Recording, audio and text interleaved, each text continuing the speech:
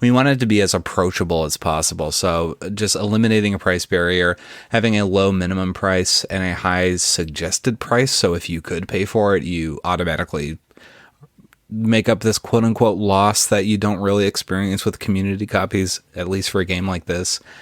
It feels really great to spread this game as far as it wants to go and people want to play it. In the first day that the game was up, people were like, thank you for making this free in this hard time. Welcome to the Draw Your Dice podcast, the show that calls on the champions and new contenders of the tabletop RPG arena. My name is Jeremy Gage, and I am learning about tabletop game design and publishing. If you are a budding game designer or a veteran looking for fresh musings, stay tuned as we learn about the inspirations, processes, and philosophies of professionals in the industry. Hello, everyone. Welcome to the Draw Your Dice podcast today. My name is Jeremy Gage, as you heard in the intro, but I will say it twice because people need to remember who I am. Today's guest, I'm very excited. They are the second of three pieces that inspired me to start this podcast, so I consider it royalty. They are the co-host of the Brain Trust podcast. They also are one of the leading community members, being the co-host, and of the Brain Trust Discord, so shout out to all the Brain Trustees out there. I would like to welcome to the show Will Jobst. Hey, wow, thank you so much for having me. That was such a good intro. This is such a cool podcast. I am really glad to be here. My head is so large now. Good. I'm really happy to have you, Will. So, as I always begin these things off before we start diving into conversations, we've already ice-breaked off mic. I'll learn radio terminology eventually. We had a really good icebreaker in which we shared a Google Jam board. If you're not on Google Jams, you're already behind and your stocks are Get flattening. real. Yes, the stocks. That's so current right now. What's the portfolio? Will, would you give a brief introduction for those who may not know who you are as you present yourself to the world, please? Hi, I'm Will Jobst. I'm a game designer from Toronto, Ontario, Canada. This is the Brain Trust podcast. I make games like collaborations with Adam Vass, like A Guide to Casting Phantoms of the Revolution, which is an alt historical game about revolutionaries summoning phantoms against the aristocracy. And this Discord has ghosts in it, which is a haunted house, but that house is a Discord, and all the ghosts are people in it. Investigators go in the house, right? That game was basically on the front page of a newspaper, so okay. And coming to Kickstarter soon is my soft-apocalypse car hangout, bash and crash and relax and refueling game, TORQ. That's it. The taglines are so powerful here. We will get into half of those. If you are listening to this podcast, try to guess which half we're going to talk about in comments, reviews. I don't know how. I still haven't looked at my Apple Podcast thing, and I'm probably never going to. If you're leaving reviews, I appreciate it. Thank you so much. You should read them look. eventually. We do something on the podcast, which is sometimes I remember about it and we check it during the episode and decide that we will try after reading the review. If there is a new review, we will do a good job. Kind of ransomware. I will have to find them, look at them then. My follow-up, just as for the listeners to get to know you a little bit better, Will, what sort of has been your journey to becoming a game designer? So maybe what was your first... I know a lot of different of the designers I've had on here come from board games. I usually ask, what was your first role-playing game? But I guess, what was the first game you sort of got you into feasting for games? And then what was sort of the first game that got you pushing towards designing games? Yeah, that is such a good question. I didn't play games until I was in college, and I just kind of brute forced it early in college after... I was in the wave of the community generation to role-playing games when that one Community episode came out. I feel like you can trace back to like, okay, we have the Big Bang Theory people that are now in here, and then we have these Stranger Things people that caught D&D through the Gorgon. And I obviously the big monster that I grew up wanting to fight was Chevy Chase.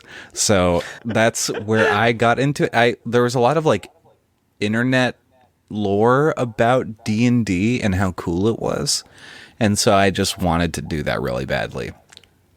I had played, when I was a wee child, a game of Hero Quest, which is like a action adventure game. Are you familiar with that one? I feel like I've heard of that game. Yeah, it's called Hero Quest. Like that's so everyone's heard of it. Like it's like got this grid down, and you build all these dungeons out of like little miniature furniture, and then you go through and smash the furniture and kill goblins and stuff. And so I played that when I was like 7, and when I like got into my games career, I went back and like thanked my friend's dad who did it, and he was like, I don't even remember that. So it's all lost of time. But yeah, anyway, started there, and I got into the deep end really quickly, and it was right on the like 3.54 cusp. So there was already like a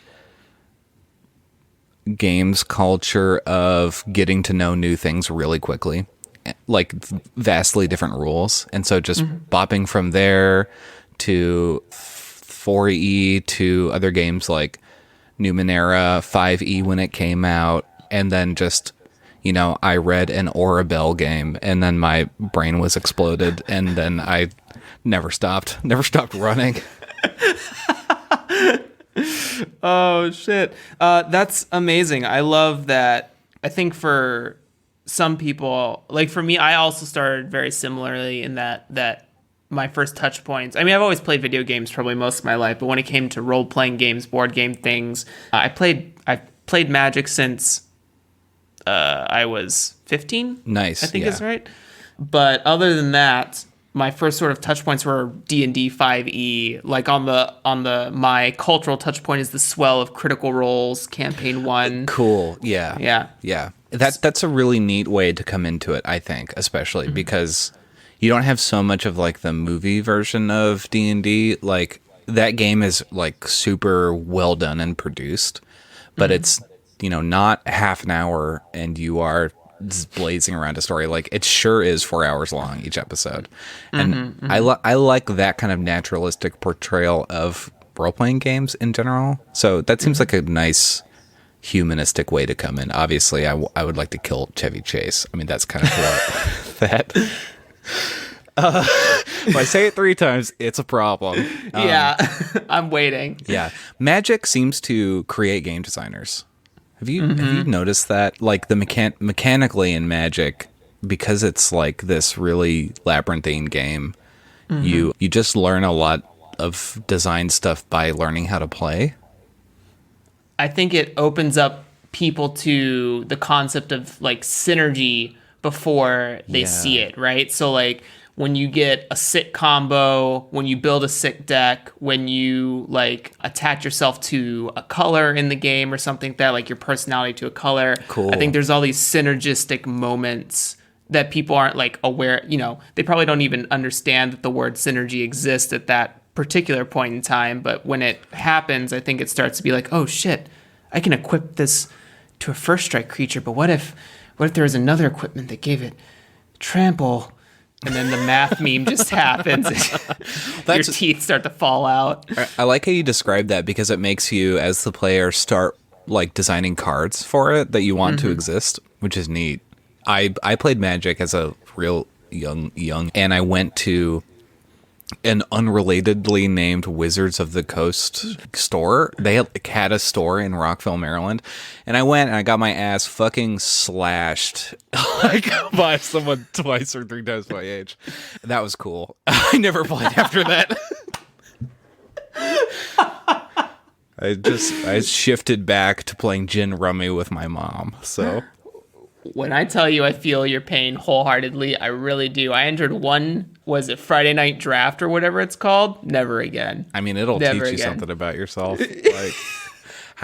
Like I know that I'm not a sore loser, but what happens if I get destroyed? What if there's nothing left?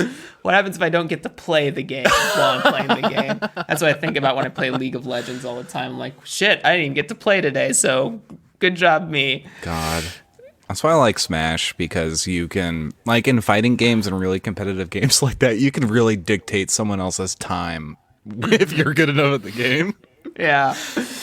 Oh, Jesus. Well, that is all amazing. I'm really glad to see those steps for you. I think let's dive into the meat, because we potentially have, if we have the time, 3 games to dive into. Yeah, but sure. We have 2 specifically that I think people will find really nice coming from a designer perspective. So the first one, we always look at the past game before the future game in this, just to build the narrative. So the first game I kind of want to pick your brain about is this Discord has ghosts in it. I'm going to mess up that title because I'm going to forget an is or in or it or ghost at some point. I swear. I call it Discord ghosts all the time, and sometimes I just call it Discord. So, and really, that's just what it is. That's what Discord is. So why don't you give a brief intro about what this Discord has ghosts in it is about? Yeah, this Discord has ghosts in it is a live role-playing game designed by Adam Vass and myself on the Brain Trust podcast that we then turned around and made into a PDF. I say PDF because it's very funny, because it charted on itch, so a lot of people pop into the comments and are like, where's the game? I can't execute this PDF. And we're like, me too, I wish I could. But in this Discord has ghosts in it. There are 2 groups of players, the investigators and the ghosts. The investigators are on a voice channel in which they are walking through channels of the Discord, which are rooms in the house. So as you create this house, you got this like foyer and a bathroom and a living room and an upstairs and a downstairs and maybe something in the backyard. And you are going through these rooms and looking at the hauntings left by ghosts. Ghosts are a group of players that can only type.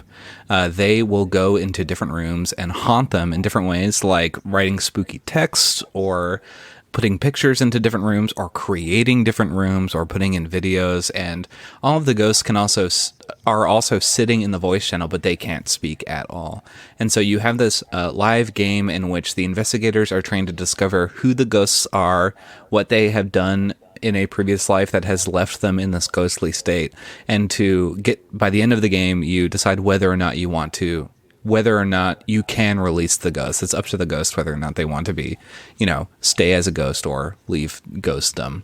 And that's it. It's a stupidly fun game that is like scary and hilarious at the same time. And I'm really happy with the response it's gotten. It's been absolutely incredible.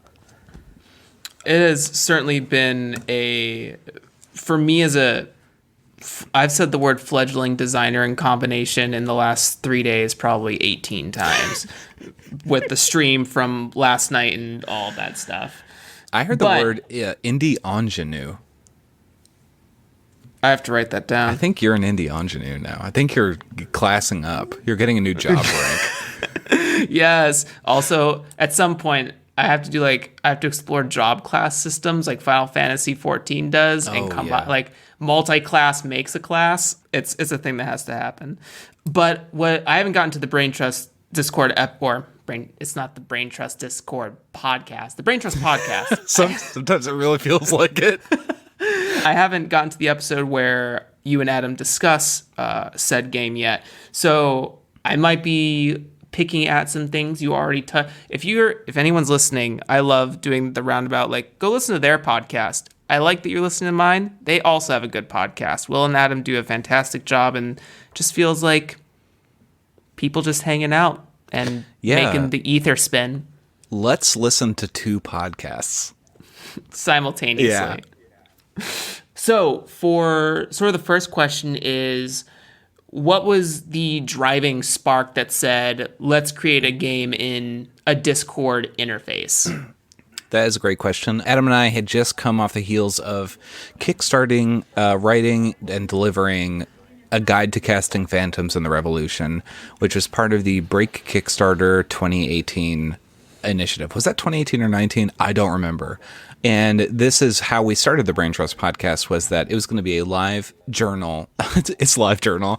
It's a live design experiment in which we make this game at the beginning of the Kickstarter, and by the end we have this summarized pitch with the different ingredients and components that are in the game, and then we make it and deliver it. And we did that. It was hard. It was cool. We got to interview tons of cool designers. When we had money, and when we stopped having money, we just talked to ourselves. And it's a great idea for a podcast. Just talk to your best friend for a while.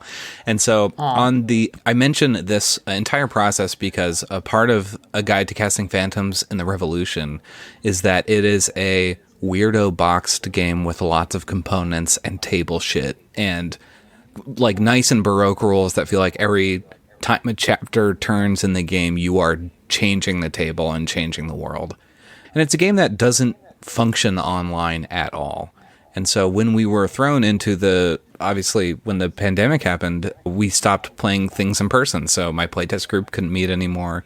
And when this game was delivering was in March of 2020.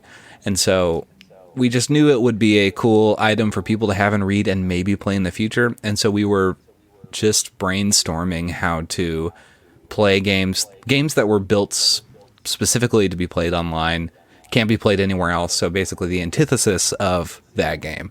And so we looked at the things we already used and liked, like Discord, and just bashed a game about it. We have done the same with Google Maps for the open world RPG, where you play a bunch of shitheads in the car on a just slow drive to nowhere. And there are other games that we haven't published, but we've talked about making, like simulating an art gallery using like a digital space where you can walk through it, and other games like this. So it's something that Adam and I are both really interested in doing, and it is a way that we can say we're computer game designers, which is huge.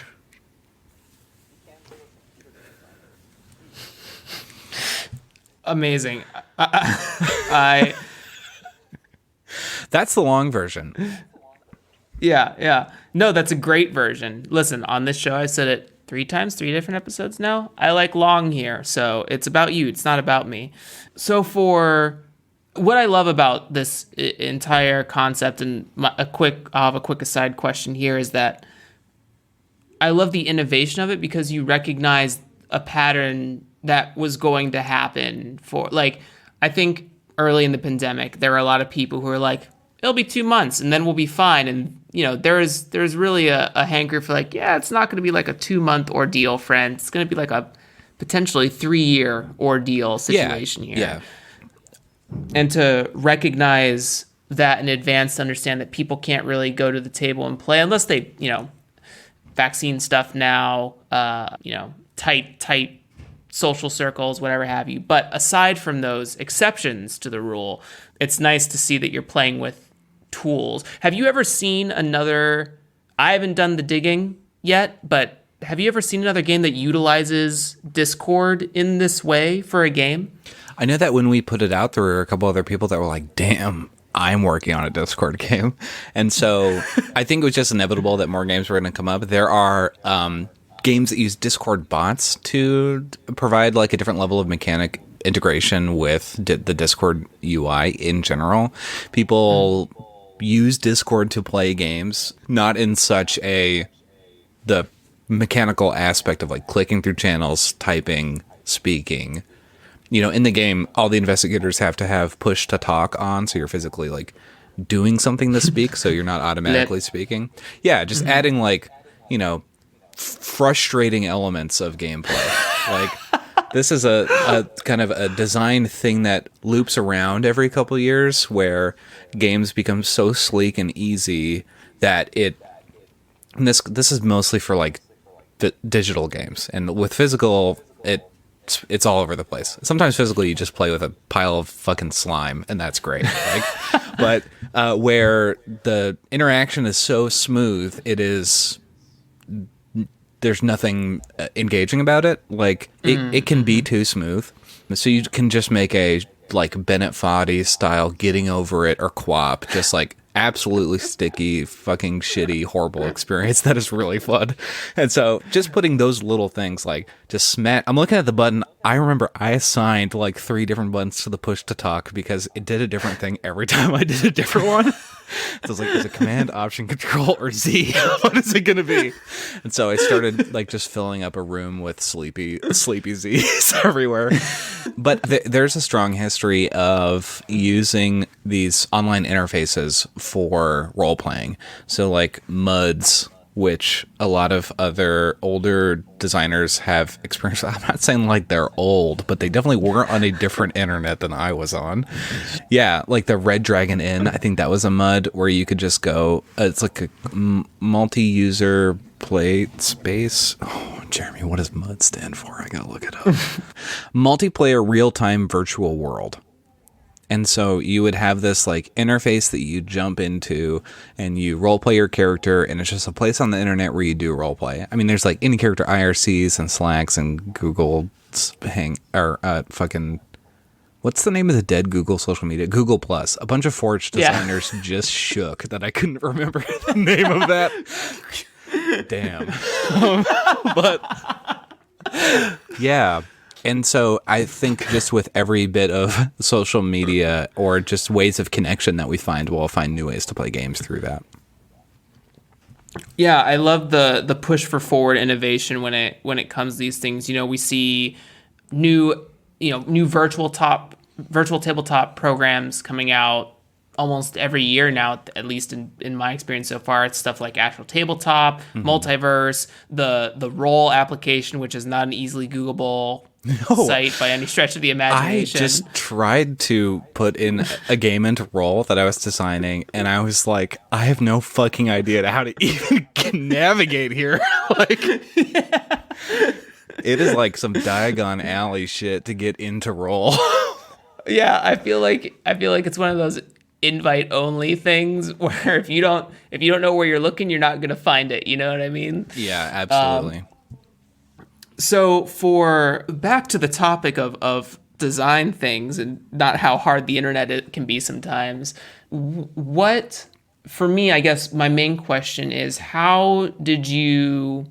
One, I think the answer might be obvious, but why ghosts, right? Like, why ghosts for Discord? Why it's horror genre for the Discord stuff instead of like doing the classic fantastical stuff? Mm-hmm. Or build something crunchier, right? I don't know if Discord can facilitate crunchier games. I know we can talk about bots and stuff like that, but sort of, how did you come to the paranormal investigator trope, and how did you delineate the actions? I guess I'm more interested in like the actions the ghosts can take, like figuring out how to haunt, figuring out the investigator's frights and stuff like that. Sort of, how did the structure of the game come about? Right. Well, I guess for why ghosts, just look at us. Just take a look. We like scary shit. We love ghost stories, haunted houses. I just think the Discord as a physical place worked really well with this like haunted house. You have to stay in this house for one night kind of situation. So sometimes the medium dictates what kind of stories you can tell in it. And we just settled on something catchy quickly, as this Discord has ghosts in it. Often when Adam and I are like bashing a game, we will theme it immediately, so we can just think inside of those genre constraints and bust out if we need to, but use the strength of this kind of like outside game vibe. And so this Discord has ghosts in it is both like, it's in 3 parts: a Scooby-Doo game, The Others, really moody. You know The Others, that movie from like 2004 with I've seen it. I've not seen it, but I have heard of it, yes.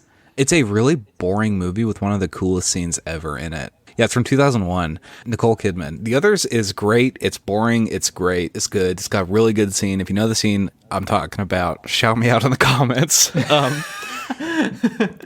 And then also like reality shows of ghost hunters. And so kind of drawing from these 3 places and knowing that players are going to shoot for those 3 things, like silly, stupid, silly, real, and real. The Others, it's not a documentary, but it might as well be.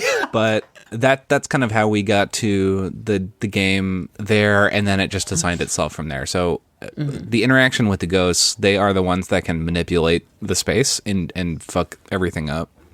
So the ghosts have a tough role because they have to be proactive, but there is a point where the game is both sides reacting to each other's actions. So the investigators are being led room by room and exploring, and the ghosts are quickly like a Hanna-Barbera cartoon creating the road before they fall, right? So like they're just pulling up track behind them and placing it in front of them. And so the other mechanics, like finding the frights of the investigators and finding out the malign and the bloodline of the ghosts, are pacing mechanics to make the game end. Because it's always better to end before it gets boring. Not very catchy, but, short, good game is better than a long, good game. Am I right? A long, okay game. I don't know. That sounds like a truism, and I don't want to do that. But the game is in open access, so we're looking at changing a bunch of stuff, adding new roles, and things like that when we get into a little bit more secure places in our lives. So, I think all of that is powerful, amazing. What I love is that you talked about you wanted to capture sort of these potential three entities of the genre trope, right? When you talk about the gradient from Scooby-Doo, we won't talk about the middle one, and sort of that ghost hunters situation, right? Nicole convinced the others. We're like 13 ghosts with Tony Shalhoub. And hey, also Scooby-Doo guy, Shaggy. What's his name? He's so popular, and yet I can never remember his name when pressured. Matthew Lillard. Beetle. Thank you. I was going to get there through some way. My partner just got there. I was just like, Matthew Lillard. Feel free to bring them in here, too. You should definitely interview Seb. I really want to. There's a lot of partners that I want. I know at some point I have to touch base with Fen, Adira's spouse, and reach out to them. But there are so many people in my life. I also have many of those touch points minus the others. And by the way you talk about it, I hope to never add it to my touch points. Yeah, I mean, it's cool. Not to just talk about the others, but Nicole Kidman, it is just like I think it takes place during World War II. And so she's like alone with her kids in this house, and she has to like open every door and lock every door. So it's got a little bit of this kind of Bluebeard's fairy tale energy to it, and the house is weird, but it's just kind of slow, It's just kind of slow. It reminds me of Haunting of Hill House as well as that sort of energy. It's like if you defanged Haunting of Hill House. Like, do you remember the Two Storms episode of Haunting of Hill House? Okay, as the coolest shit ever of all time. It's if, like, that never existed in the universe. Like, the Two Storms, it's a pre-Two Storms. Like, take the entire 10-episode structure, remove episode 8, and call it a day. Right, exactly. Welcome to the Others Fancast, where we go minute by minute through this 2001 masterpiece. A fan cast would be a fun podcast. I'm going to pocket that. But yeah, it captures a lot of those genre tropes in a lot of ways, and I think that it covers enough bases for what I'm alluding to is that it's a very approachable game in design as well, because especially I would call this a game that someone who's never played a role-playing game could play for the first time. Yeah. Now, I recognize that, like, if you're not good with narrating scenes, playing the investigator may not be your strong suit, right? Or if you're not quick on your feet, ghost things might not be as simple for others as others. But there's the allotment of players, 2 to 12 players, I think allows for a lot of teamwork to happen.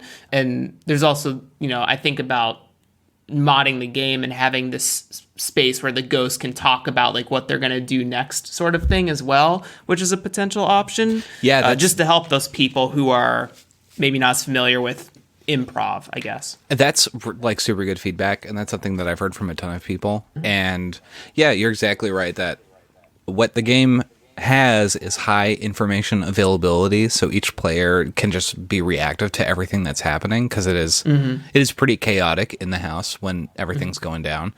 and it does provide a fully live game, unlike other like pseudo, like you're touching upon something that someone could play this and never have played a role-playing game and would not recognize this as a role-playing game.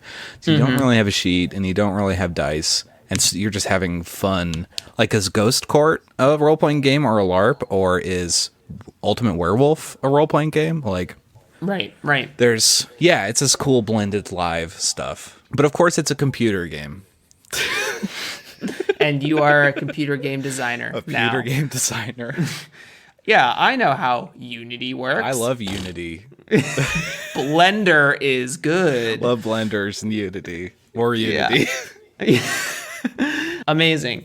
I think that will allow us to sort of transition here into, because the game isn't, there's not a lot of rule structure to it, and like you said, a lot of the game designed itself, and I think beautifully so. I know that you and Adam are going to touch base with it again when everything sort of returns to a simple vibe, but if you haven't, trying to work ads into this now, if you haven't gotten, as I always recommend with this show, this Discord has ghosts in it.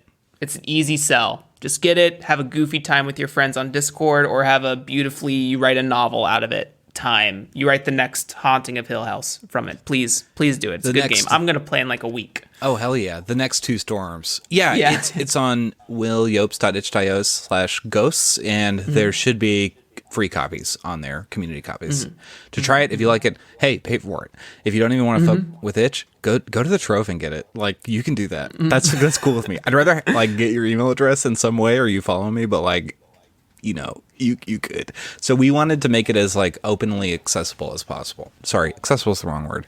We wanted it to be as approachable as possible. So just eliminating a price barrier, having a low minimum price and a high suggested price. So if you could pay for it, you automatically make up this quote unquote loss that you don't really experience with community copies, at least for a game like this. And we've just given out thousands of copies of it. So it feels really great to spread this game as far as it wants to go, and people want to play it. In the first day that the game was up, people were like, thank you for making this free in this hard time. Like, it really means a lot. And so the second I got a note like that, I was like, I'm doing this for every single fucking game I make, because there are people that it's just the price is too much of a barrier to get it, and for all their friends to get it, or simply letting it be freely available lets people access it in a different way if one of their friends got it. I feel like there's a lot of psychology here that I'm not necessarily equipped to handle, but I sure speculate at. But yeah, that community copy model was really successful for this game.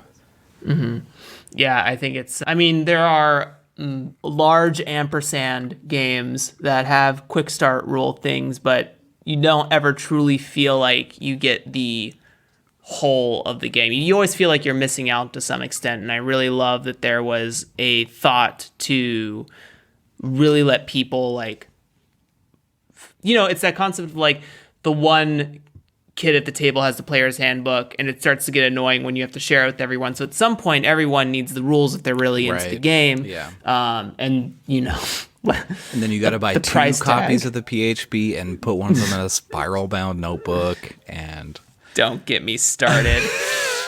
Not great binding on those. But yeah, providing a feature-complete game at the free level is important, and that you can like divvy up your quick start in different ways. For TORQ, I'm thinking about this a lot, for how to have a quick play that a test drive that anybody can go and play, but still having but you should pay me for it too. So yeah, everyone has been very cool about it, and we have not suffered by doing that. So I don't know. I'm really excited and happy to talk about this community copy model all over the Brain Trust Discord and on Twitter, whatever. Hit me up. It's a cool thing to talk about.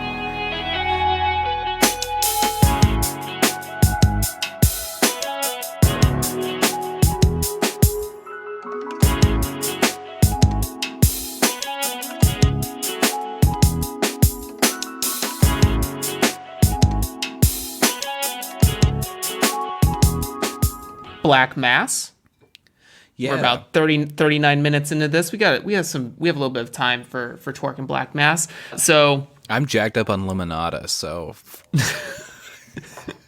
I'm going to turn a light, because if you are looking at my face, you can't right now. Oh, I'm still looking at the waveform. Everyone, when I record audio, I monitor my voice and look at the waveform. It's like that episode out of Parks and Rec with the robot senator when Oh my god. where he just stares at the wall and smiles or whatever. You just look at waveforms. Yeah, that's what I'm doing. Yeah. Yeah, so Black Mass, I think the only other game for me, I think that I have not the games mixed up, but Lady Bluebeard is the other. It's a multiple people take control of a single character situation. Yeah. So yeah, would you give a brief intro of Black Mass for us? Yeah, Black Mass is a tabletop role-playing game in which the players inhabit two women that are fleeing Salem during the witch crisis of 1690. And each player inhabits a different persona for each character, Catherine and Lydia. And so you create this reverse troop style pointillistic role-playing game where everyone is encompassing different life experiences and events and everything from these two characters. And it's played using a deck of tarot cards that you put in the center of the table, building a spread of their lives in the past, present, and future. And so it's a game with a GM called a proctor, and you start the game in the center of the woods, and then you end the game at Catherine and Lydia's Black Mass. So it's a witchy, spooky, ethereal walk through dark woods. So, sort of my first, I always like to ask the spark question first, because I'm always interested in how people get to final product from beginnings. Was there sort of I know you mentioned the trials, but was there a specific historical event or something that you were sort of mapping from when you started the process of creating this game? Yeah, I saw The Witch, and I wanted to make the role-playing game. And I'm really interested in historical role-playing across the board. So A Guide to Casting Phantoms is a historical role-playing game too. Mm-hmm. And so part of that is just getting absolutely fuckered with research, just like popping off. And, the axiom of like, you need to read 300 pages before you write one if you're writing historically. Really taking that to heart and just putting that together with experimental role-playing game format where multiple players are inhabiting fewer than that characters. So you can have 8 players and 2 characters, and everybody is sharing the spotlight and pulling the characters in these different directions and kind of have this unique role-playing experience. So combining experimental goals with thematic goals with research goals. And so hashtag goals is Black Mass. And that was on Zine Quest 2018. Yeah, it's interesting. You're the third guest that I've had that has sort of a historical game that we've touched base on. We had Eli Seitz, who will be premiering the same day you do, who did The Last Place on Earth. Oh, that game is so fucking good.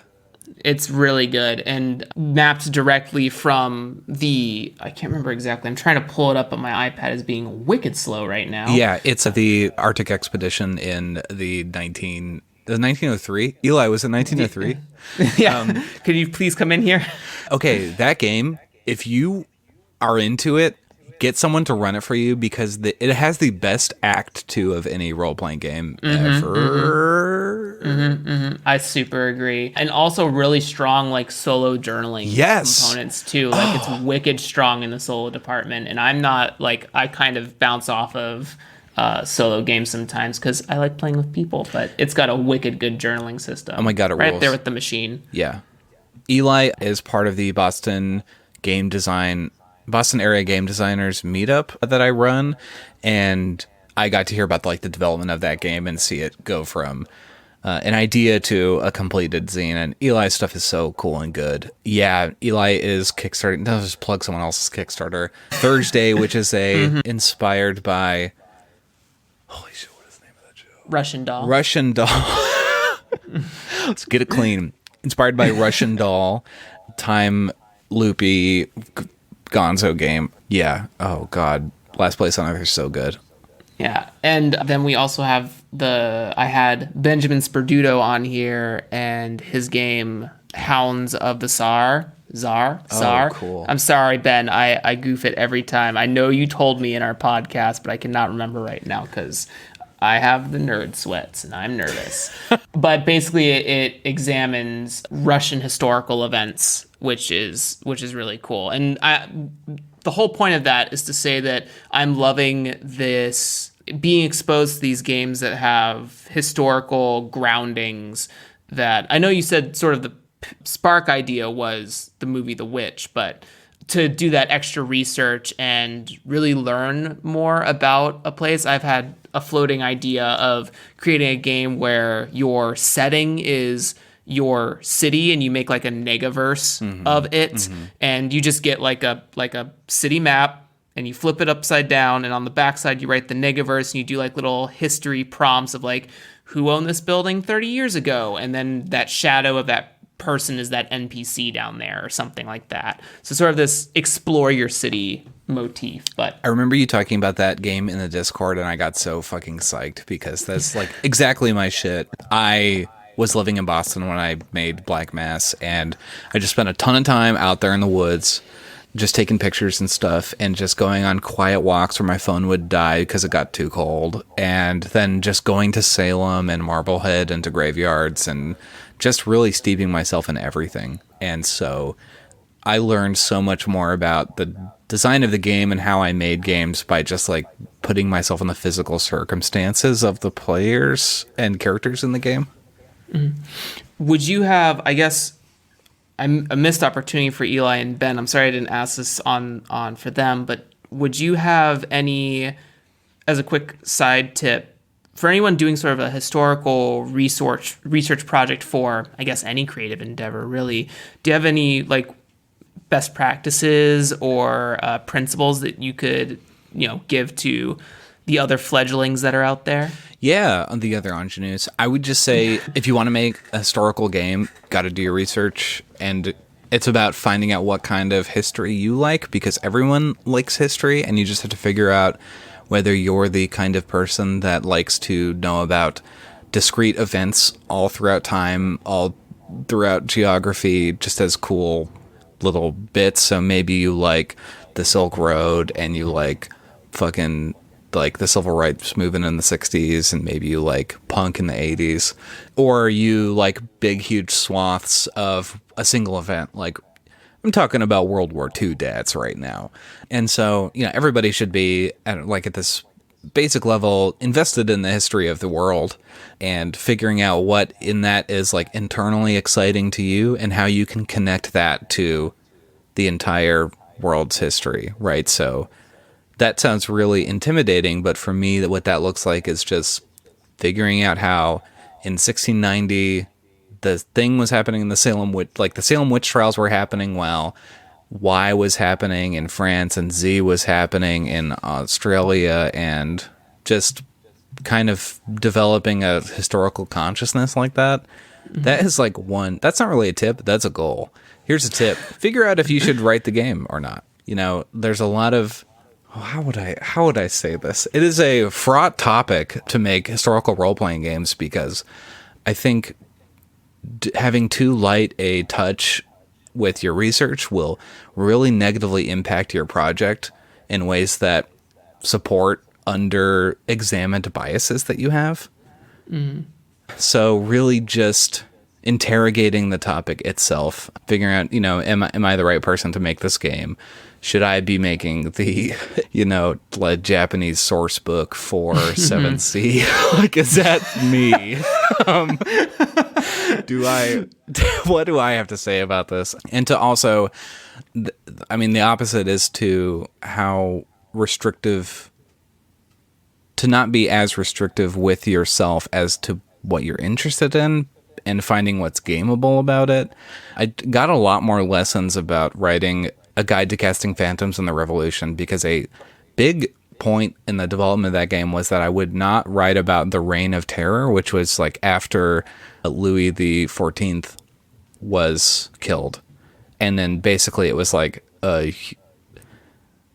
an ocean of human suffering beyond imagination.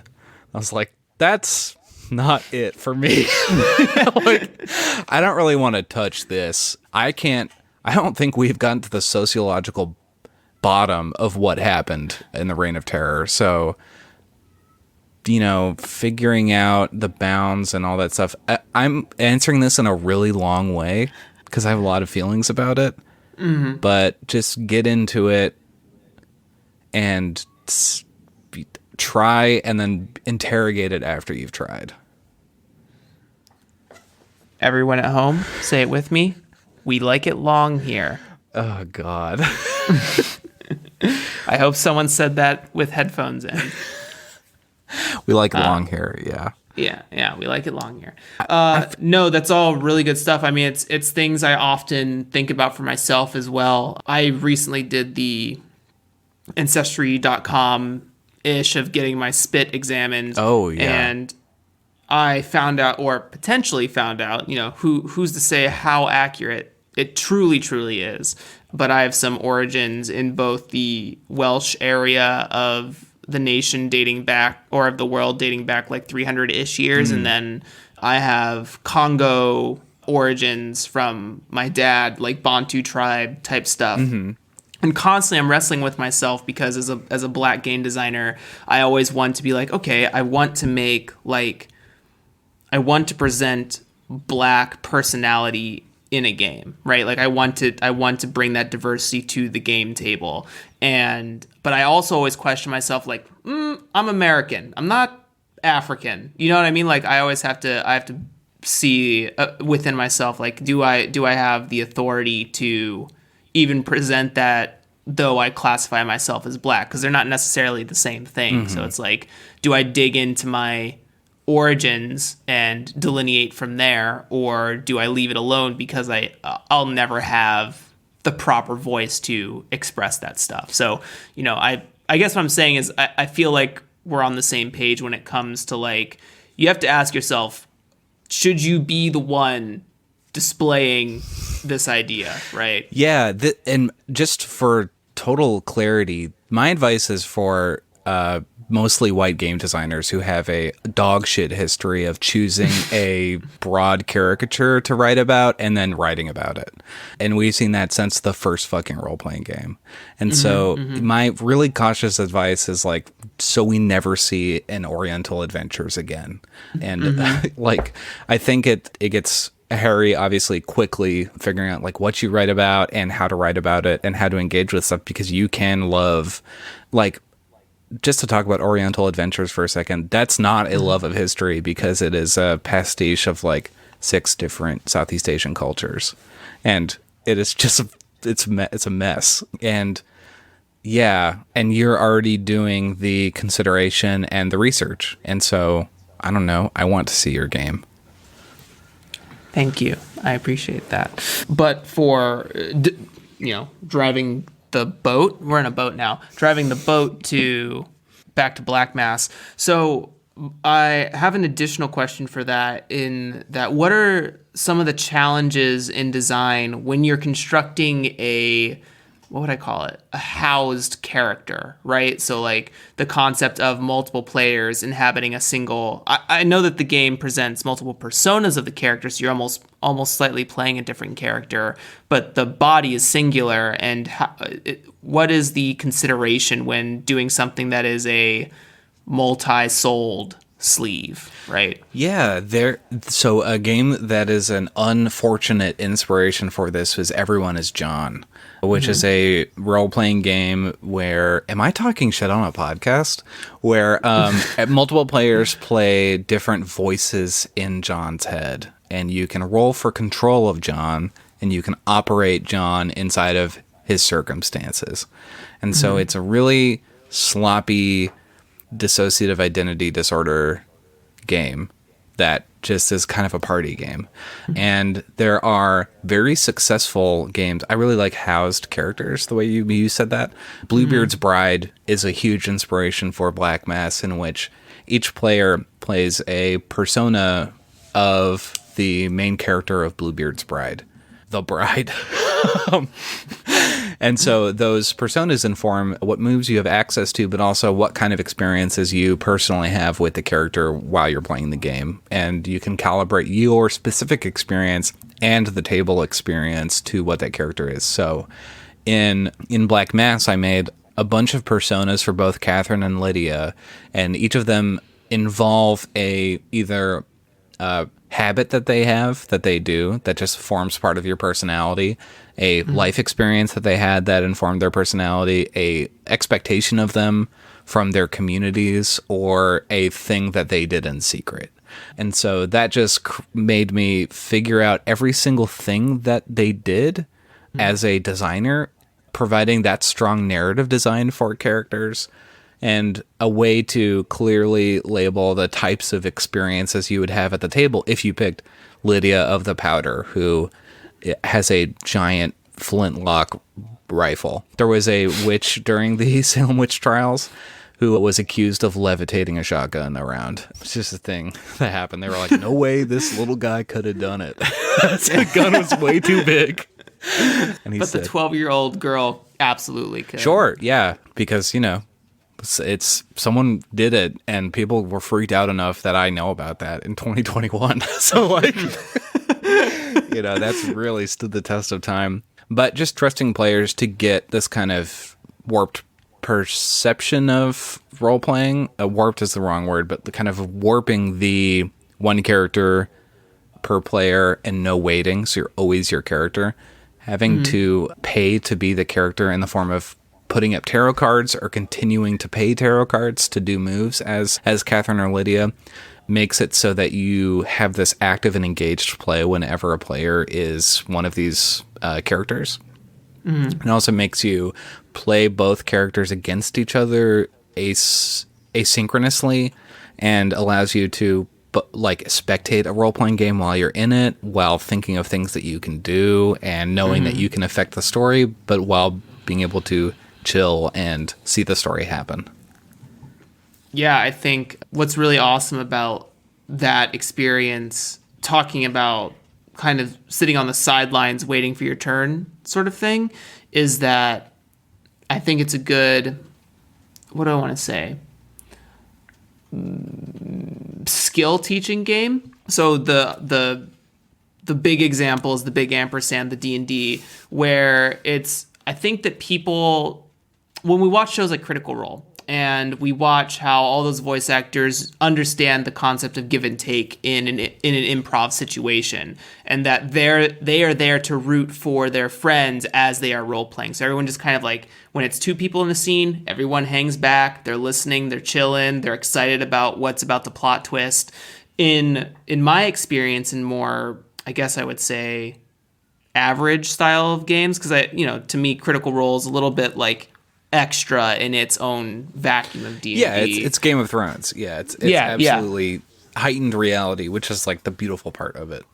Yeah, but at home it can be sort of a struggle to wait, or it's either boring to wait or you're itching to dive in, and sometimes you interrupt something that maybe you shouldn't have. It just doesn't pay off well. And I think playing a housed character game is a good skill builder in addition to being fun for the person that enjoys that play style. Yeah, the tech that I alluded to is that every time you inhabit Catherine or Lydia, every time you embody that character, you get 3 tarot cards to your cairn, which is your face-down stack of cards that you spend cards out of to do actions.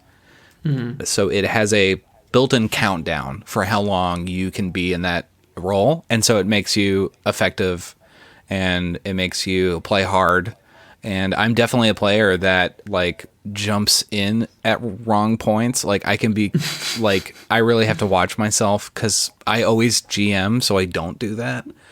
So I don't do bad player habits, and I'm really aware of it, and I'm working on my personality. But yeah, you're exactly right in diagnosing that that's something that can ruin the night for everyone. And so experimenting with who can talk when. Like, this is something I come back to with like elemental role-playing game design, which is like, what is the currency? What is the game unit? Like, how are we even speaking to each other here? Who can dictate the conversation? Let the conversation begin.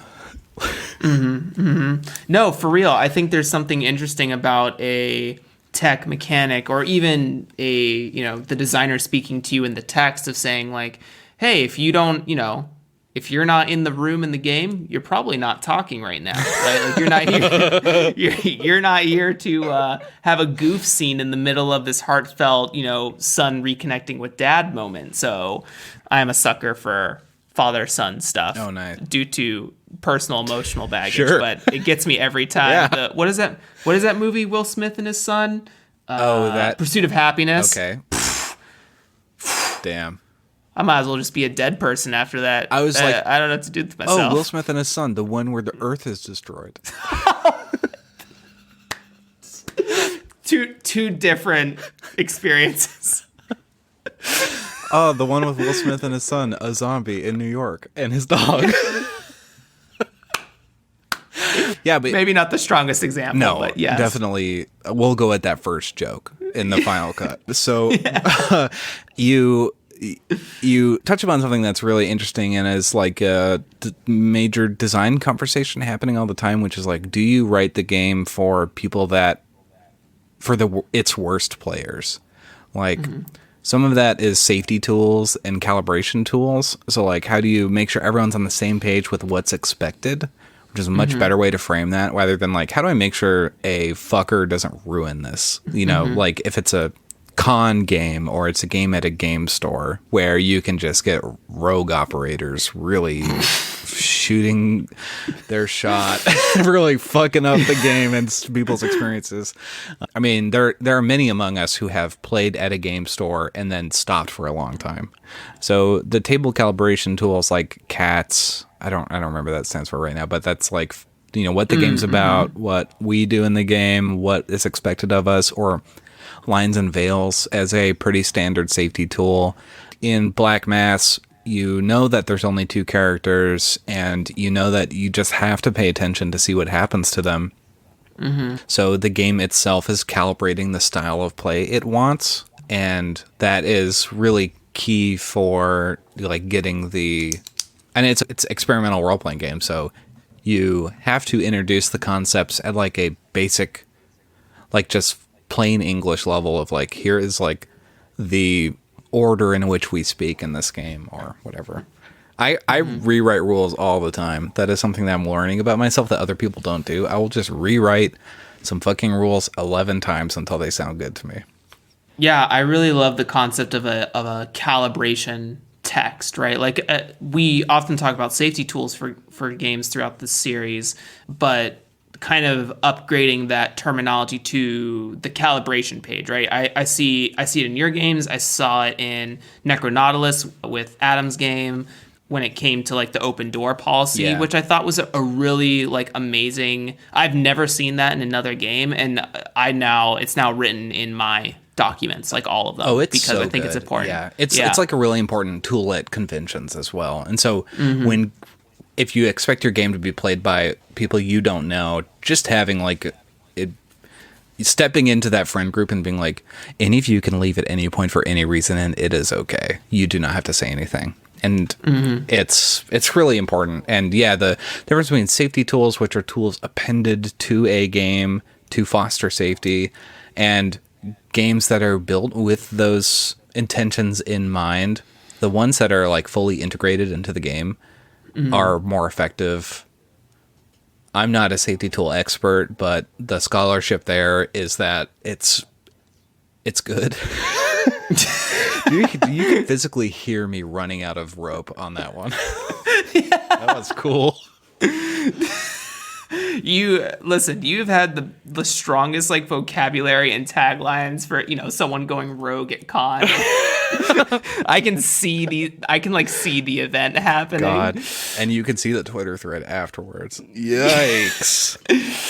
Amazing, great. I think Black Mass for me as a designer, the things we touched upon, I think it's important to say, because in a lot of my earlier episodes, we really talk about like the micro details of games. But I think what's important for people to understand as the show evolves is that I'm quickly learning that sometimes games that we talk about bring up bigger conversations about best practices rather than toolkit stuff. Because sometimes, while I want a podcast that has a bunch of tools that people can pick up and use and put in their games, I also want people to have understandings about the perception of how the industry needs to move forward in some cases, right? So when we talk about inclusion, diversity, those calibration tools, all important stuff.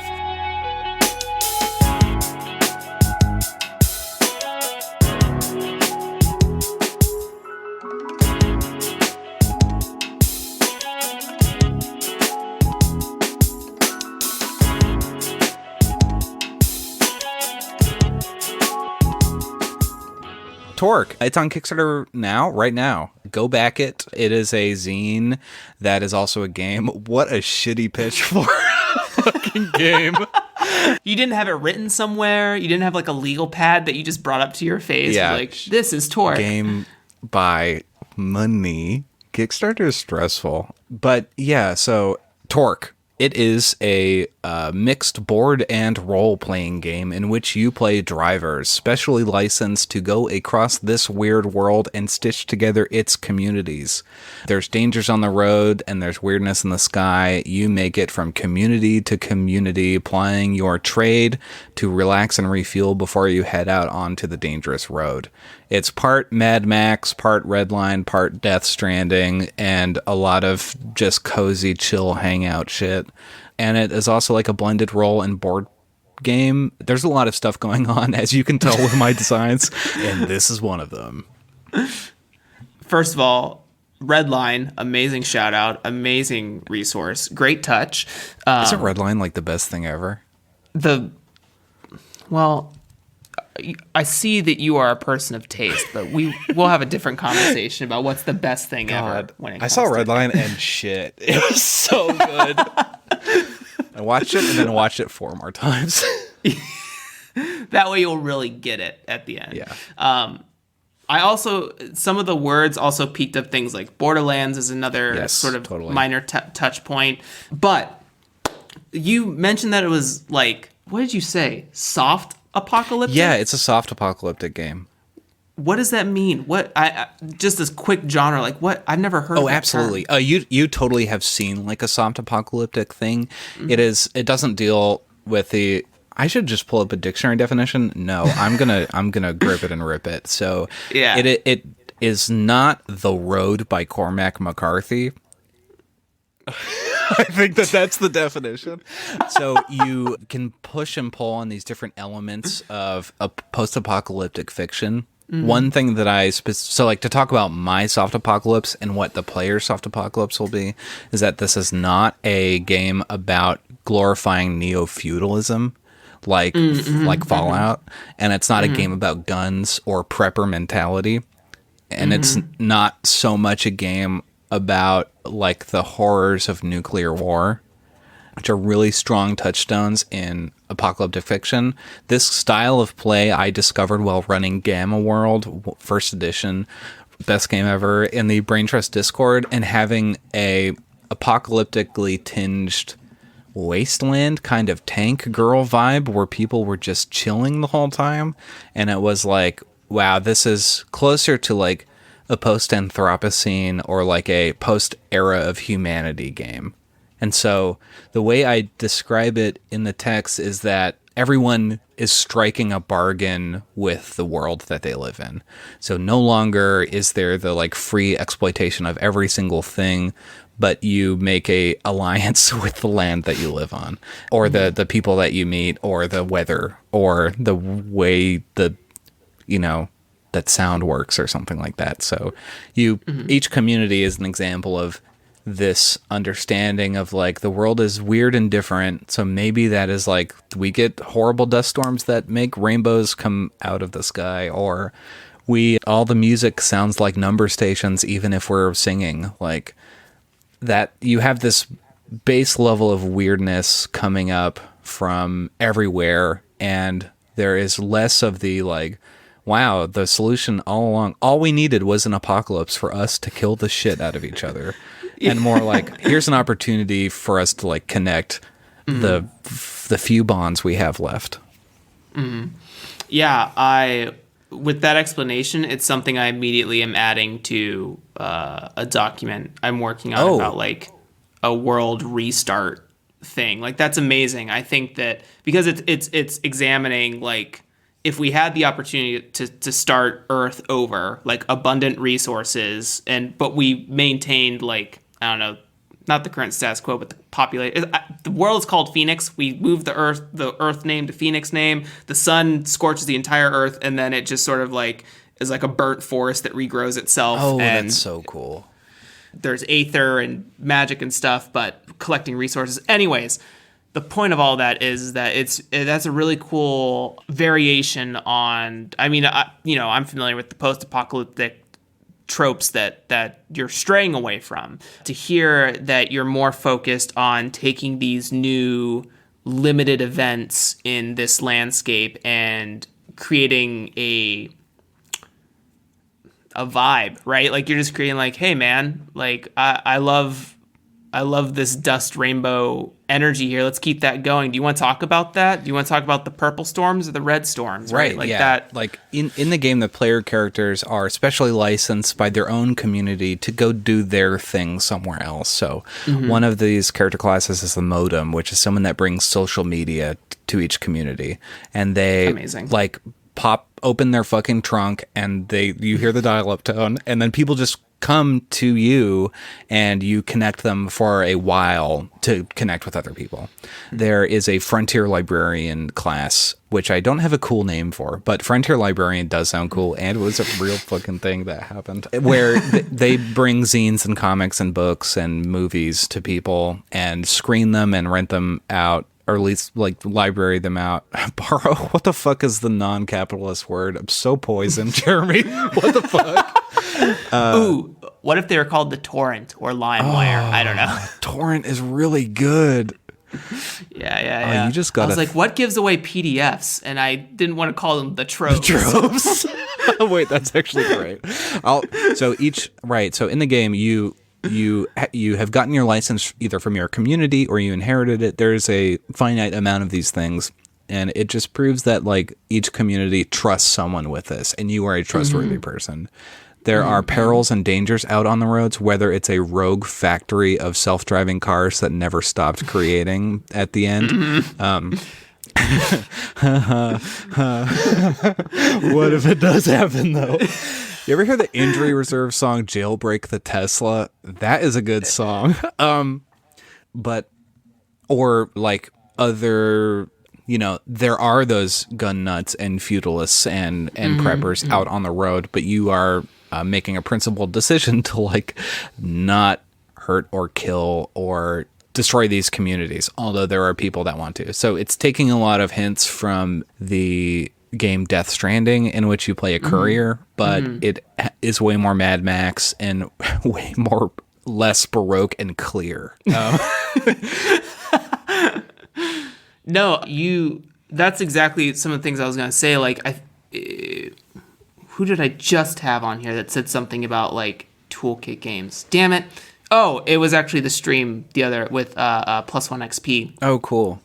They were talking, Tony was talking about how people have started to create these games for all the, what used to be the unfun bits for GMs, like creating a world, travel, equipment, downtime scenes, equipment, all that stuff, and literally creating games out of those unfun concepts to make them fun.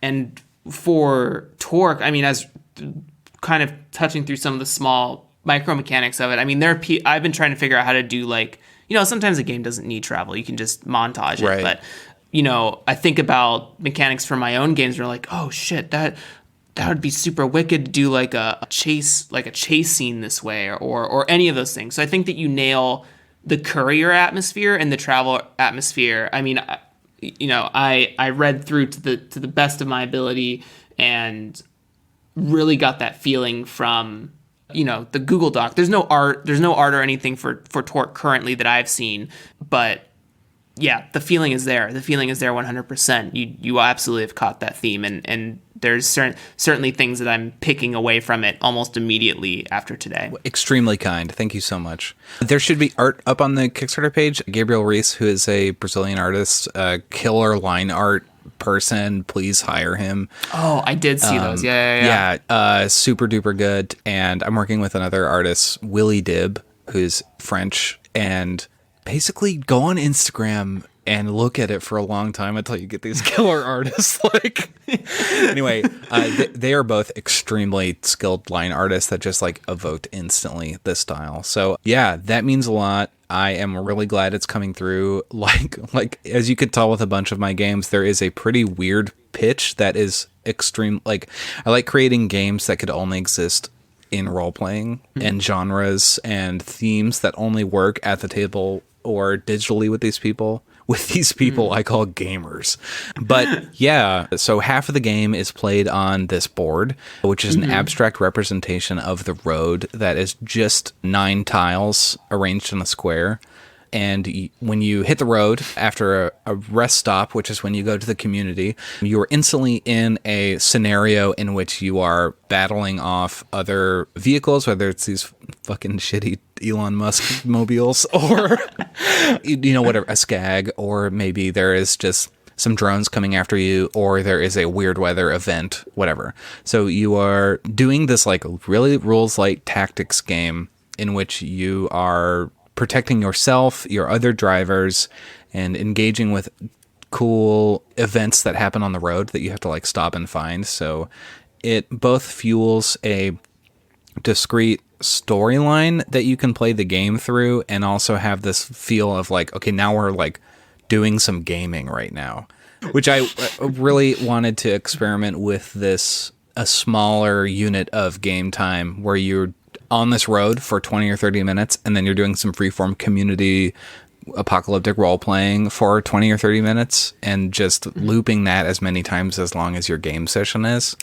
And that's kind of like a secret goal, not so secret goal of this game, that I want to see how quickly I can get things happening over and over again.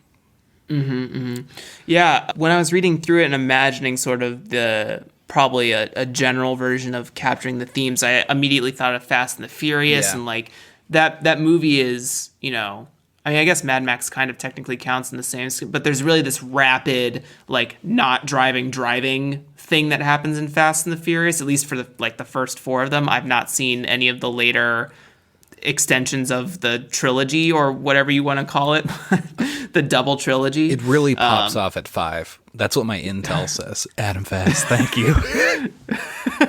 Heard. But it's to get that game loop happening feels the exact same as that movie, right? Like they're sitting in the what is that guy's name? Paul? Yes.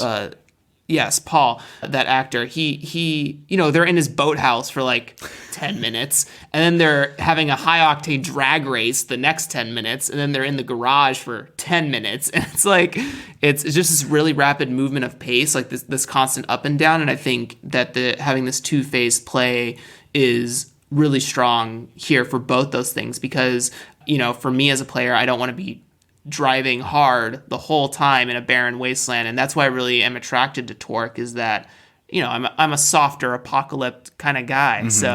Now, and I love solar punk and all this stuff, and I love the game uses the word like vibing, like you're just coming in and you're vibing, just getting points of interest and talking. Yeah, so when you hop off the road, you have these like discrete markers you're tracking during play, which one of them could be a storyline that you allocate some of your like action points during a game to solving. So maybe you find the wrecked out Hulk of Max's old car because you're on his tail because he broke up with you 3 weekends ago. And you figure out, you see a map, where he was, and so you then make that your next location that you go to. And so the game has these storylines that go through it, so the game is like narratively designed while you're freeform playing inside of it, which is something I dig. But yeah, when you hop off the road and into a community, you roll the vibe of the community and figure out what it's deal with. This is a GM-less game, so everyone is participating in this in the same capacity. And you go have these group freeform scenes with people in the community, and you have these solo scenes with just yourself. Some classes have activities that you do solo, and you just do them for a little bit. It's just having a lot of different play styles within this framework of like kind of tactical driving, revving your engines and bashing and crashing. And then like, what if we just drank soda right now? And like, what if there was a soda bar and we hung out and worked through some stuff? Or, you know, you could ostensibly go to a community and role play as everyone but the characters, where you are writing the, you know, hundreds of stories that happen in this place. And so I don't know. I like that. I made it. I like it. It's good for me. Two micro mechanics that I sort of want to call out here that I find really interesting. And one is call, and the other is, I think it is that you have leftover dice, and those end up making up your points of interest at a rest stop. Right. Yeah. Is that right? Did I remember that mechanic correctly? Yeah. In this game, you only use 2 6-sided dice, and they dictate everything that you do on the road, and they put stuff into the communities once you have gotten to them. So on the road, that means you roll 2d6 to make your character.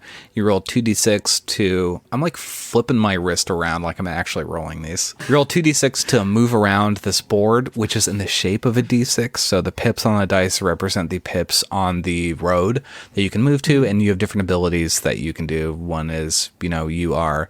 Speakerbox is a character like the Doof Warrior in Mad Max Fury Road, the guy with the guitar. Me. Yeah, That's me. absolutely. Yeah. Doesn't have to be guitar. I think in the game I said like you could just be doing audiobooks or something. Like it's whatever you want. It's sound. Yeah.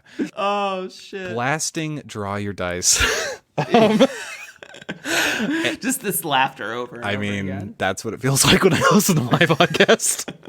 But there are some more granular mechanics. This game has a lot of DNA with Into the Breach, which is a chess-like game about moving aliens around a city before they fuck it up. And that's by the FTL designers. That's a great game.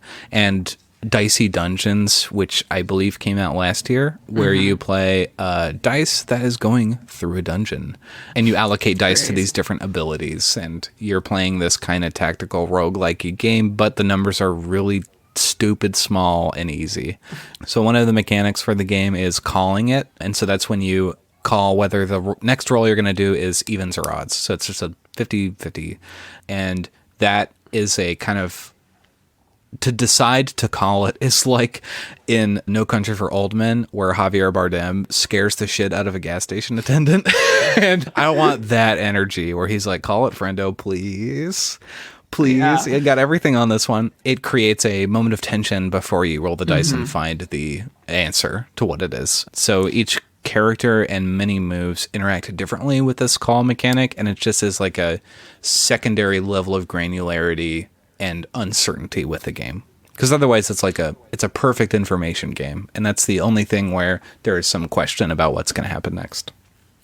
And as we stated, a game with smooth mechanics alludes to creating a smooth brain, and no one wants that, right? It's got to get a little sticky. Yeah, gotta get a little sticky. No, I love one, turning the dice into basically miniatures when you get the rest stop. That's why I want to call it out. It's this really cool, tangible, like it's almost like you're holographically like rolling the dice, and then all of them shoot. Yeah, exactly. Little images out of them, right? It's goddamn Yu-Gi-Oh happening, right? Where they're all floating around for the dual disc. Note to add Shadow Realm to TORQ. Thank you. But also, I've never, in my roleplay experience, I've never played a game that has you bet, like call a bet, right? Where, you know, I know there are games where it's like the AC's 13 and my percentage chance of rolling that, like some could call that the bet, but to have it happen before the roll and know that like, yeah, I could do this okay, but I'd like to do it really well. I'm going to call this, right? Like it's that sort of energy. Yeah. And I like that. Like I said, I've not seen it in another game currently, and I've saved every Brain Trust Interviewees game that I've had in here. I have like a library stock full right now, and I'm up to what have I've read like 40 games in 2 months. So. Wow. There must be like carbonated water in your brain right now, just of game design shit. I'm just fizzing away, dude. That's so good. I draw a lot of this design inspiration from everywhere, and so the calling it, I think, is just adding some drama to something that was otherwise wrote within the game. So you know that you're unflipping the casing around the red button before you do that. So you're like, I'm gonna call it, and then you use your thumb and clack it up. What the fuck is that thing called? A button protector? Anyway, before hitting that, and then bad things happen or good things happen, and it's a cool mechanic because you know instantly whether it has been successful or not. And it's hard to find a lot of instantly reactive stuff in tabletop. You know, there's not really many meteor smashes that you can get at the table. Yeah. On the community stuff, right? So when you pop off the road, you get your D6 and any extra dice that you've won from the road, whether it be by completing objectives or doing personal challenges or stuff like that.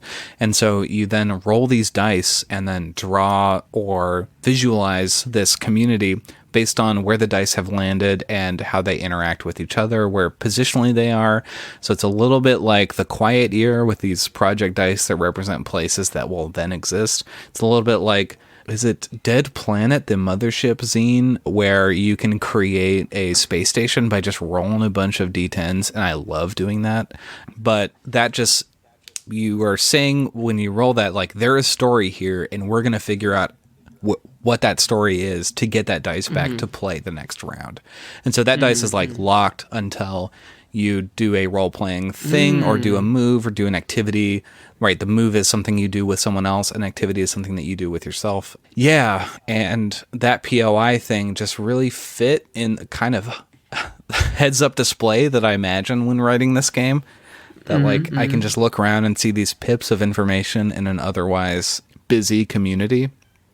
You know, a dice that falls outside of the center and is isolated could be an outsider. It could be something strange that you discover as players. And could be Aragorn. Could be Aragorn just kicking it in the barn with these hobbitses. Yeah. I guess they're in an inn or whatever. Yeah. But, wow, Viggo. I watched it. Hey, okay, wait, hold on. Viggo was also in the movie version of The Road. Now we're getting somewhere. Now something's happening. 6 degrees from Viggo. Yeah. Right, so each rest stop, if you play like a storyline, so TORQ, here's a secret. TORQ will be released as a series of episodes in which either I or other writers will create storylines for you and other players to play for TORQ. Yeah, and so it's this kind of modular aspect where you get these kind of narratively designed things that you can go out. So you know that if you buy TORQ Episode 2 Big Rig, you're going to play the Big Rig adventure. It's going to be different than anyone else that plays it, but it's going to have the same bounds of that Big Rig adventure or whatever. And of course, there is also a free play mode where you all at the table write stories for each other to experience. And so it's this kind of show and tell, unveiling your own stories. And if you have 4 players, you have, 3 storylines you don't know about and can experience. And so there is lots of kind of group play and solo play aspects happening, and having this like framework to design inside of makes it simpler than, planning a trad session. It's like really hard to plan a trad RPG session because anything could happen. And when you kind of like close off the possibility space, it makes it focused and interesting, and there's still choices. Yeah, I love this sort of share component in your game. Recently, for this solar punk thing that I'm sketching with, I recently talked about layout stuff in the brain trust with Adam Vass and others. And I now want to make this product that's like, here's the game, and this game also comes with an additional like bullet journal, because I want people to like do the collage thing of like snipping out animal pictures from the internet or a magazine or like landscapes, and like that's their world that they build. And then I want people to like exchange those journals. That is so like cool. Here's our Aether solar punk world. You play in it now, and we'll play in yours, and sort of like trade this table, what your tables come up with.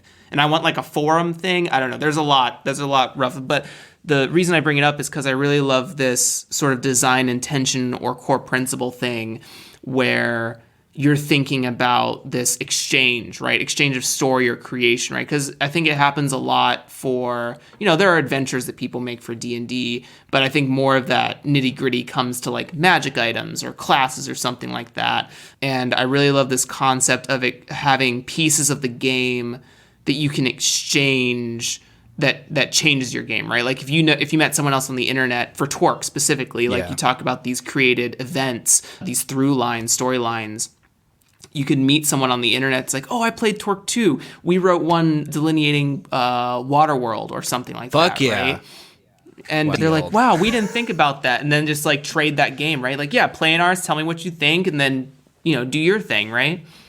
Yeah, absolutely. First of all, that sounds amazing. I love the sound of your Solarpunk game. Like, the exchanging bullet journals is exactly a strength of role-playing games, and it makes me think a lot about how, in trad games, I like how you say the big ampersand, how we were already always doing that with backstory. The way we thought about, like, I don't know, you play your first couple D&D campaigns and you think endlessly about your character, and being able to share that is like a joy. And so having it be a upfront and center spotlighted, put a lampshade on it, whatever part of this thing, is that the opposite meaning of an idiom? Anyway, so you make this a discrete part of the game. And by discrete, I mean physical and concrete and not secret. Like, fuck it. God damn. Yeah. So a goal of TORQ is to also support seamless online play. And this is something I am spending most of my time doing, is creating a guided online experience in which you can learn how to play the game, make characters, and then play the game all within the same internet window with your friends.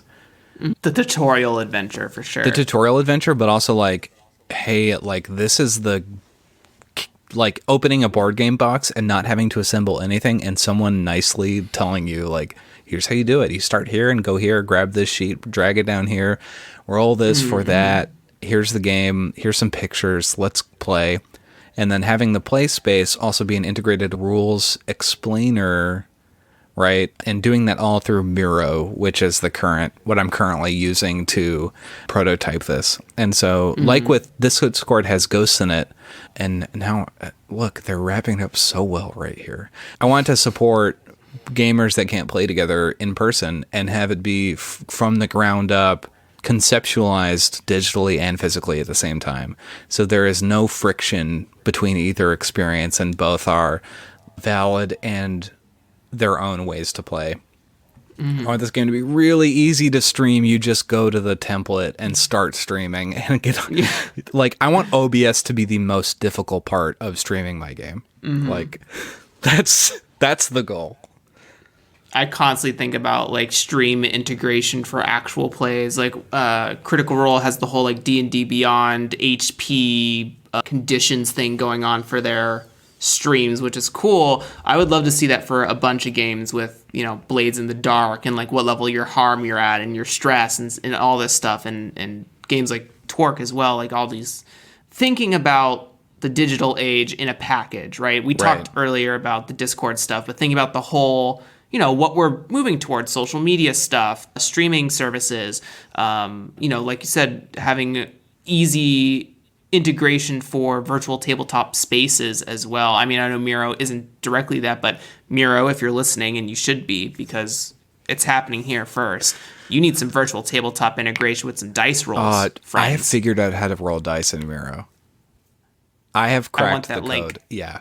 I want that link. I want it in these show notes. That link is kickstarter.com/Will Jobst/project/TORQ. Did I get that URL right off the dome? Oh, yeah. Of course, it's online thing, so it's janky as hell, but you can do it. And I mean, it's not that janky. There are certainly, we played it on Roll20, and it it took years off my life. It was dangerous. I remember. Yeah, that was a disaster. But you got to try You're it. not having a good time. Yeah, you got to try it. It was hilarious, but it was like, Jesus fuck. It's nice for during a playtest for the worst thing to be everything but your game. So that's nice. But yeah, having it just be the design of the game to make it just easily playable online is to have very little weird number crunching, to have all information be available by looking at the game, like never having to take your eyes off of your screen where your friends are and where the cool cars are crashing into each other Exactly. and blasting. And yeah, that is definitely one of the main experimental goals of this game, is to make more games like that. It should just be easier. We can make anything, so why not make it a little bit easier? Yeah. Well, I think that brings us to, you might have beaten Adam Vass in longest episode by maybe 3 minutes now. Oh, Adam, I'm sorry, bud. Wears it like a crown, but now you have the crown. They are the world champ. I'm just... It's true. Yeah. Well, thank you so much for having me. This has been incredibly fun. Yeah. Will, your energy has been superb here today, and you brought a lot of good insight. For the folks at home, where can they find you, talk to you, touch base with you, look you up? All the links that Will is about to give us will be in the show notes below, along with the Kickstarter stuff. I'm online at will.com. You can find me on Twitter, really having a nervy one about Kickstarter, at Will_JOBST. That's Will Jobst.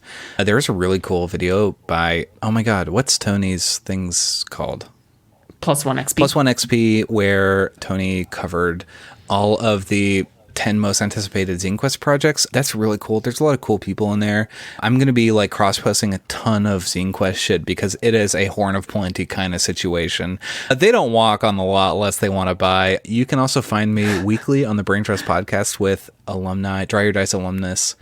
Alumnus sounds gross. Dadum shit. Anyway. Give me more alumnus. Ooh, no. I just clutched myself. Yeah, on the Brain Trust Future voice podcast, actor. and you'd be great. And there's also the Brain Trust Discord, the community of which there has been a ton of people on this podcast from just killer designers, just a nice place to go and hang and think about games. Yeah, that's it. Brain Trust Discord, just a nice place. It's nice. I hope it's nice. Once again, Will, thank you so much. For the people at home, I have learned tons. I hope that you have as well. And we will see you on the next episode. Say bye to the people, Will. Bye. Bye. Bye. I always say that on the phone now. I'm just like, Bye. bye.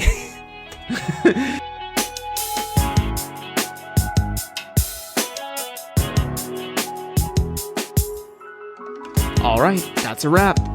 Talking with Will was an absolute blast. Will, your energy is infectious and your designs are superb. Good luck in Zine Quest 2021. All the games we talked about today, along with all the links to get in touch with Will, along with the link to the Kickstarter for TORQ, will be down below in the show notes for your access. If you liked the show and found it helpful, please send a tip my way over at Ko-fi.com or itch.io. Also, if you are unable to donate, please consider sharing this with the person you thought of while listening to this episode and leave a review. Both of those methods greatly impact the success of this show and lets me know that what I'm doing is beneficial to designers out there. If you finally got your game off the ground and out in the world, you can tag me at JeremyGage5 over on Twitter with the hashtag #IDidIt. That's IDYDIT. Thanks for listening, and I will catch you